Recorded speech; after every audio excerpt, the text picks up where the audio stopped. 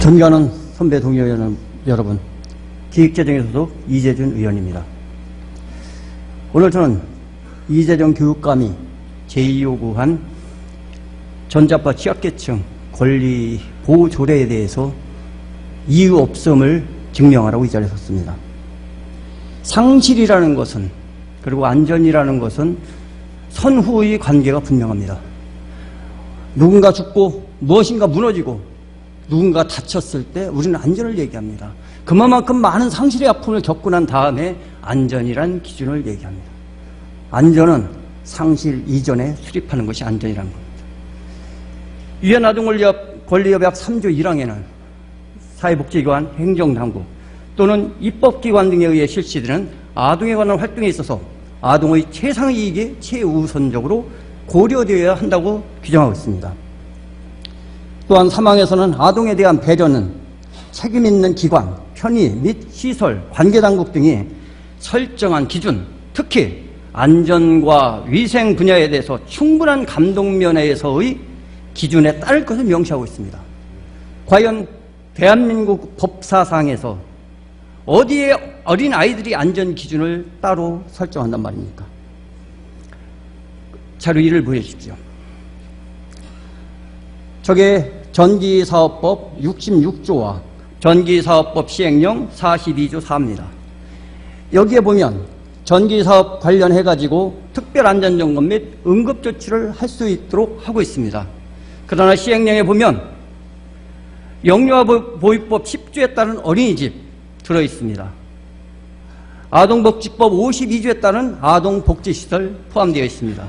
그러나 유아교육법에 포함되어 있는 유치원은 들어있지 않고 교육법에 들어있는 초등학교, 중학교, 고등학교는 들어있지 않습니다.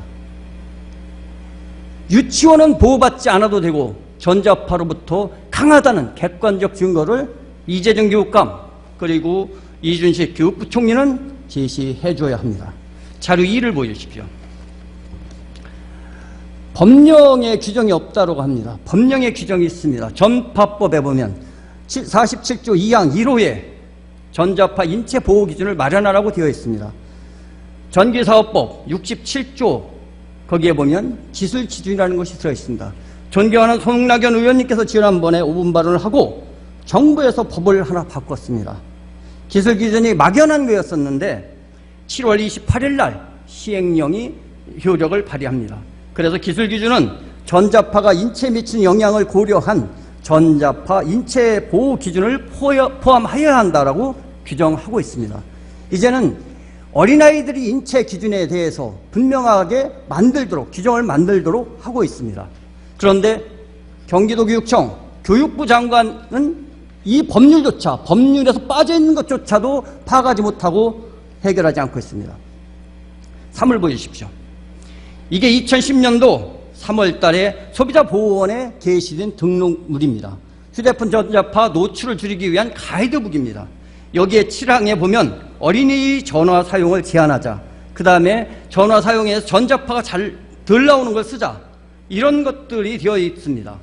그런데 이런 조항조차도 벌써 6년 전에 정부의 기관인 소보원이 발표한 그 기준조차도 만들지 않고 있습니다. 자료 4를 보여주십시오. 미 정부가 10년 동안 2,500만 불을 들여서 검토한 결과 휴대폰 전자파는 암을 유발할 수 있다고 하였고 2011년도 유럽 7개국이 공동으로 연구한 결과에서 휴대폰 전자파는 2B 등급으로 규정이 되어 있습니다. 이제는 객관적 사실은 이렇습니다.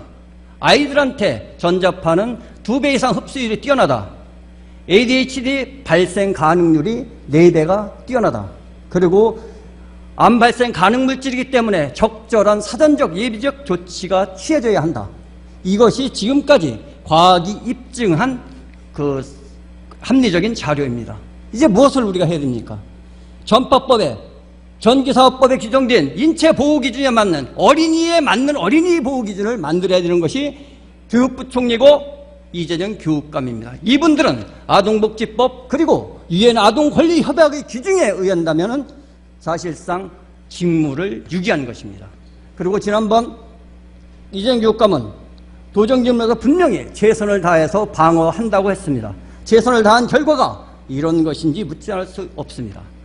마지막으로 교육청이 제시한 지방교육법, 교육자치법 28조의 근거에 따르면 교육부 장관이 제의를 요구할 때 반드시 해야 한다고 하고 있습니다. 그러나 2002년부터 지금까지 교육부 장관이 지방교육감에게 부여한 제의요구권에 대해서 7건을 동의하지 않았습니다. 제의요구를 하지 않은 것이 7건이고 그 중에 대법원에 제소된 것이 4건입니다. 그럼 7건은 누가 했단 말입니까? 이재정 교육감이 안 했을지 몰라도 다른 교육감 누군가는 교육부의 강압적인 논리에 수긍하지 않고 정당한 학교 인권, 그런 또 교육자치를 지키기 위해서 투쟁했던 것입니다. 이런 객관적인 사실들이 분명히 있는데도 불구하고 교육감 그리고 이준식 교육부총리는 미래부의 강압에 못 이겨서 허울 뿐인 그러한 권한을 행사하고 있습니다. 이것은 분명히 처리되어야 하고 이 일에 관계했던 정무직 특보들 책임 있는 사람들은 분명히 사과하고 그 자리에서 물러나야 합니다. 이 조례 제2호권은 반드시 오늘 5분 발언이 끝난 이후에 처리할 것을 요구하면서 법률 검토 그리고 어린아이들에 대한 안전 기준에 대해서 다시 한번 규정을 마련할 것을 강력히 촉구합니다. 마지막으로 이재정 교육감께서는 의회가 최선의 예의를 다해서 제목까지 변경하면서 가결시킨 이 조례에 대해서